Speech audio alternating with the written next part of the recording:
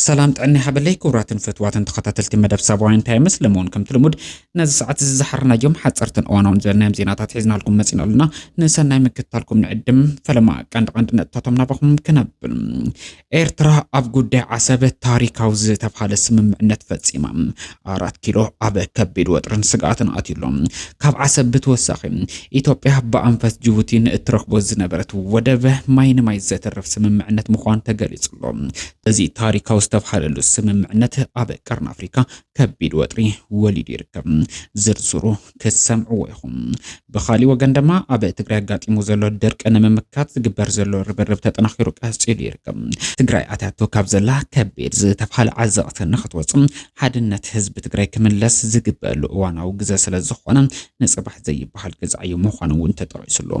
ዝርዝሩ ክሰምዑኹም ላይክ ኮሜንት ሼር ሰብስክራይብ እንዳገበርኩም ንምድላዋትና እስካዕ ፍጻመ በመጽናሕ ክትከታተሉ ንዕድም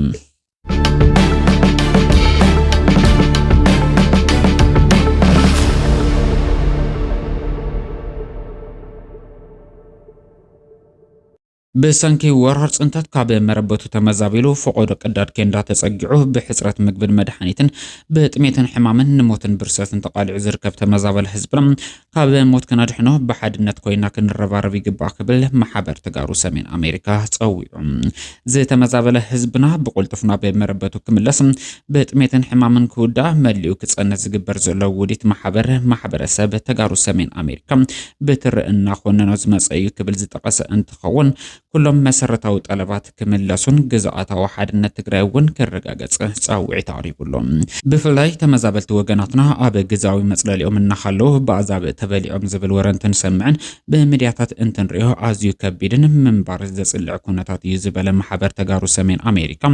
አበ መል ዓለም ዝነብሩ ዲያስፖራታት ተጋሩ ፈተውት ህዝብ ትግራይ ዘተመዛበለ ህዝብና በቁልጥፍና በመረበቱ ንኽምለስ ቃርስና ናጥናኽር ክብል ምክር ሐሳቡ ለጊስሎም መሰረታው ቃል ጸገማት ትግራይ ብዝግባ በመፍላጥ ቃልሰ ህዝብ ትግራይ በሓድነትን ጽንዓትን ንምዕዋት ልዑል ህርብርብ የድሊ ዝበለ ማህበር ተጋሩ ሰሜን አሜሪካ አበ መል ዓለም ንዝርከቡ ተጋሩ ሓድነቶም ንምጥንኻር ጻውዒ ተቕሪቡሎም እዚ ኣብ ልዕሊ ተመዛበልቲ ሕዋትና ኣጋጢሙ ዘሎ ሓያል ጥሜትን ሞትን ንምፍታሕ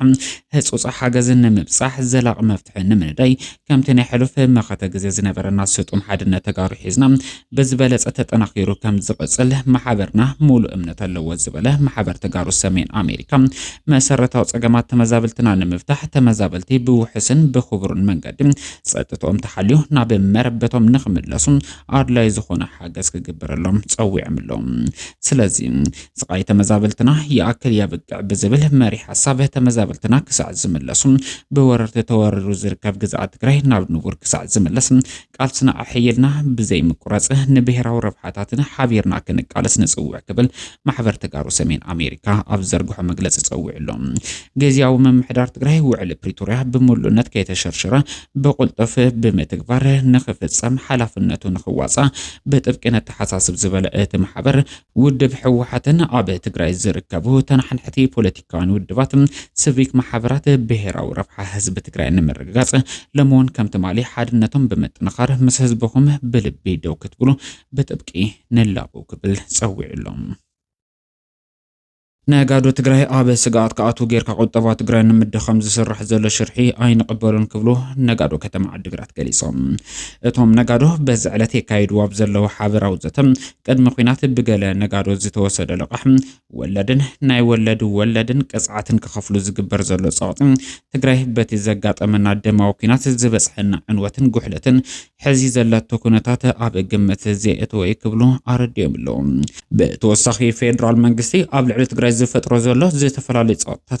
مفتحي اب زي وهابلو وصي زله حدش اواج قبرم نغاداي تگره اب راسي مدكامو بزبلص نخدكمه بر زخفت سلازخونه داغم كمرمر اتحساسيبوملوم اتم نغادو دحرتي صال زله زته اب حصاص يخون كالوت معقوب تمزابلت نزركب وغنات كمغيرنا ندغف اب زبل غداون بسفيحو كمخرون وصي تاوستفخاله دغاف غورو تصبيت كم زغبر تطيسلوم ازي كمزيلون الله أكلات محابر نجادو كتم عدقرت أب زوريا ملالسا وزف عدان حدش أواج جبرن تقاومو نمسمع عسران حدن تحساس كل التشان 10 شمانتن أمت أمرتم أبتا كتما سلام وسلفي كاكايدم كامزو السنوك في التقايل اللهم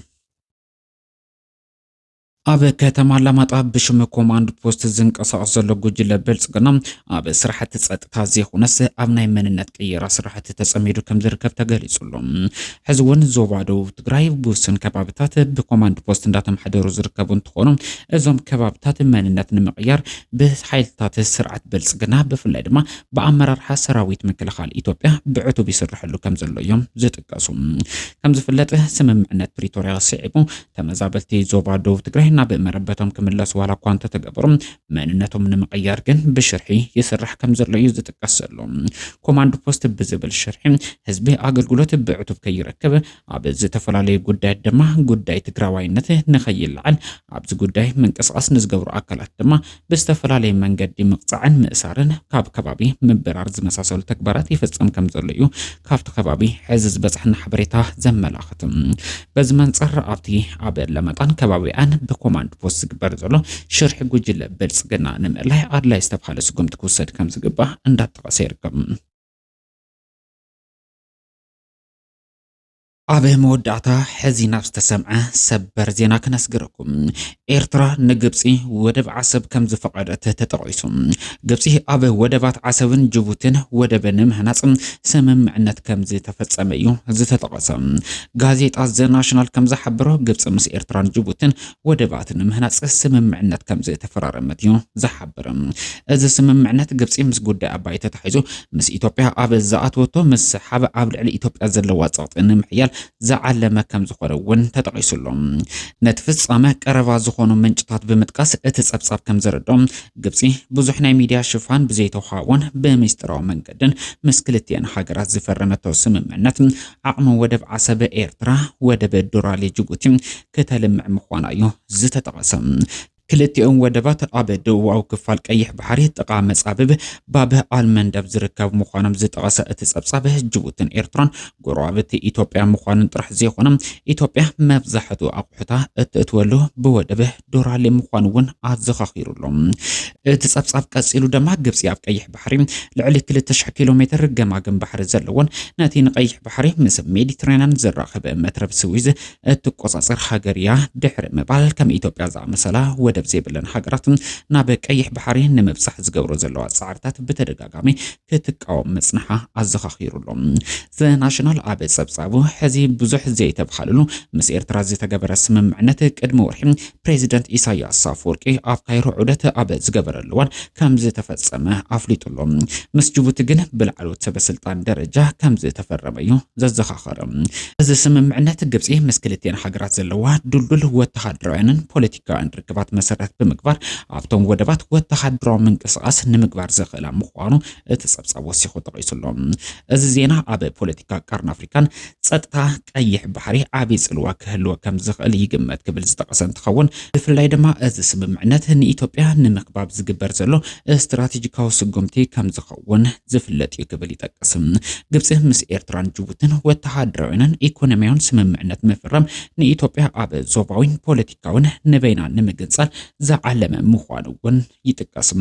إثيوبيا مس سوماليلاند زفرمتو سممعنت سيعبم ግብፂ مس ሶማሊያ ጥቡቅ ወተሃደራዊ ርክብ መስሪታ ክብል ዝጠቀሰ እትጸብጻብ ሕዚ ድማ ምስ ኤርትራን ጅቡቲን እዚ ስምምዕነት ምግባራም ንኢትዮጵያ ካብ ኩሉ አንፈት ሰሜን ምብራቅ ደቡብ በተጻብኦ ወይ ከዓ ብሽርሕታት ግብፂ ክትክበብ ዝገብር ይክብል ጠቂሱሎም። ወደብ ዓሰብን ጅቡቲን ኣብ ኣዝዮም ወሰንቲ ስትራቴጂካዊ ቦታ ከም ዝርከቡ ዘዘኻኽረ እትጸብጻብ ግብፂ ኣብዚ ቦታ እዚ ወተሃደራዊ ምንቅስቃስ ንምግባር ሕጋዊ መሰረት ረኺበለኹም ምባላ ኣብቲ ካብ መትረብ ስዊዝ ክሳዕ ባብ ኣልመንደብ ዘሎ መስመር ባሕሪ ዝለዓለ ፀልዋ ክህልዋ ከም እትደሊ ዘመላኽት ይክብል እትጸብጻብ ወሲኹ ጠቂሱሎም። እዚ ድማ ኢትዮጵያ ናብ ባሕሪ ንምብጻሕ ንእትገብሮ ዘላ ድሌታት ዓቢ ዕንቅፋፍ ክኾን ትጽቢት ከም ዝግበርውን ተጠቂሱሎም። ግብፂ ንጉዳይ ግድብ ኣባይ ከም ናይ ህልውና ጉዳይ ጌራ ከም እትወስዶ ዝጠቐሰ እትጸብጻብ ምስ ጎረቤት ኢትዮጵያ ስምምዕነት ብምፍራም ንኢትዮጵያ ኣብ ናይ ዘተ ጠረጴዛ ንኽትቅመጥ ዘገድድ ወይ ከዓ ቆላሕታ ካብ ግድብ ናብ ውሽጣውን ከባቢያውን ጸጥታ ንኽትቅይር ዝዓለመ ፀቕጢ ንምፍጣር ክኸውን ከም ዝኽእል እንዳተጠቐሰ ይርከብ። እዚ ስምምዕነት ዝምድና ፕሬዚደንት ኢሳያስ አፈወርቅን ቀዳማይ ሚኒስትር ዶክተር አብይ አህመድ ካብቲ ዝነበሮ ጥቡቅ ምሕዝነት ወፂኡ ናብ ዝለዓለ መሰሓብ ምብጽሑ ዘረጋገጸ ክብል ዝጠቅስ ተጸብጻብ ኤርትራ ኤርትራ ንወደብ ዓሰብ ንግብፂ ክፍቲ ምግባራ ንመንግስቲ ኢትዮጵያ ከቢድ መጥንቀቅታ መልእክቲ ምዃኑን ኣዘኻኺሩሎ እዚ ስምምዕነት ኣብ ቀርኒ ኣፍሪካ ሓድሽ ናይ ሓይሊ ሚዛን ወይ ከዓ ባላንስ ኦፍ ፓወር ዝፈጥር ምዃኑ ዝተጠቀሰ እንትኸውን ግብፂ ብርሕቀት እንተሃለወት ኳ ብወተሃደራዊ ኣቢላ ግን ኣብ ደገፍቲ ኢትዮጵያ ዝነበራ ሃገራት ዓብይ ጽዕንቶ ትፈጥር ከም ዘላ እዩ እቲ ጸብጻብ ዘመላኽተ በዚ መንጽር ኢትዮጵያ ኣብ ከቢድ መዋጥር ክትኣቱ ዘገደድ ኩነት ከም ዝተፈጠረ እዩ እንዳተገለጸ ዝርከብ